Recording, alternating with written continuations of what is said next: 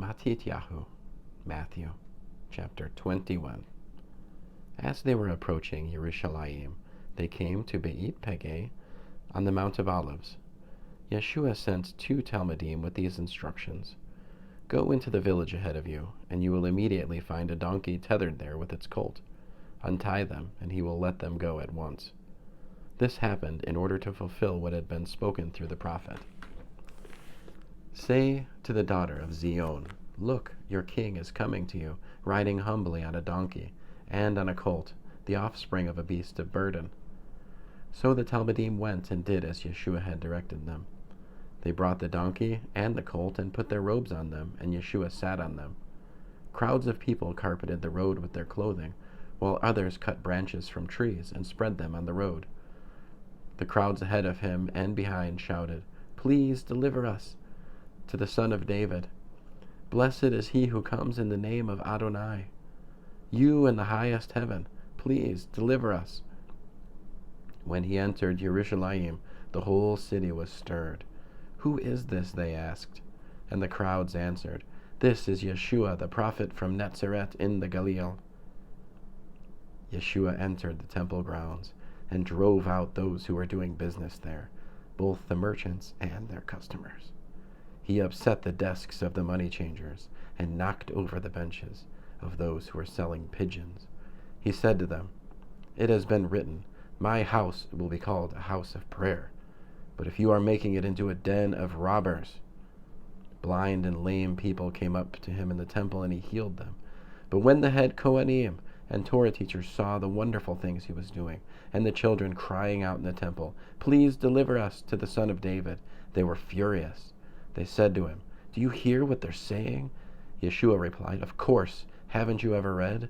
From the mouths of children and infants you have prepared praise for yourself." With that he left them and went outside the city to Beit-Pagei, where he spent the night.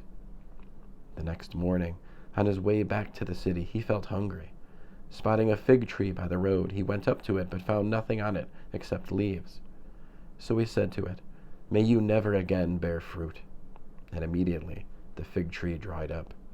The talmidim saw this and were amazed. "How did the fig tree dry up so quickly?" they asked. Yeshua answered them, "Yes, I tell you, if you have trust and don't doubt, you will not only do what was done to this fig tree, but even if you say to this mountain, 'Go and throw yourself into the sea,' it will be done." In other words, you will receive everything you ask for in prayer, no matter what it is, provided you have trust. He went into the temple area, and as he was teaching, the head Kohanim and elders of the people approached him and demanded, "What semicha do you have that authorizes you to do these things? And who gave you this semicha?" Yeshua answered, "I too will ask you a question. If you answer it, then I will tell you by what semicha I do these things. The immersion of Yochanan, where did it come from? From heaven or from a human source?" They discussed it among themselves. "If we say from heaven," he will say, "then why didn't you believe him? But if we say from a human source, we are afraid of the people, for they all regard Yochanan as a prophet." So they answered Yeshua, "We don't know." And he replied, "Then I won't tell you by what semicha I do these things. But give me your opinion. A man had 2 sons. He went to the first and said, 'Go and work today in the vineyard.' He answered, 'I don't want to.' But later he changed his mind and went. The father went to his other son and said the same thing. This one answered, 'I will, sir,' but he didn't go. Which of the 2 did what his father wanted?" "The first," they replied. "That's right," Yeshua said to them. "I tell you that the tax collectors and prostitutes are going into the kingdom of God ahead of you. For Yochanan came to you, showing the path of righteousness, and you wouldn't trust him. The tax collectors and prostitutes trusted him, but you, even after you saw this, didn't change your minds later and trust him." Now listen to another parable. There was a farmer who planted a vineyard. He put a wall around it, dug a pit for the winepress, and built a tower. Then he rented it to tenants and left. When harvest time came, he sent his servants to the tenants to collect his share of the crop. But the tenants seized his servants. This one they beat up, that one they killed, another they stoned. So he sent some other servants, more than the first group, and they did the same to them. Finally he sent them his son, saying, My son they will respect. But when the tenants saw the son, they said to each other, This is the heir. Come, let's kill him and take his inheritance. So they grabbed him, threw him out of the vineyard, and killed him. Now when the owner of the vineyard comes, what will he do to those tenants?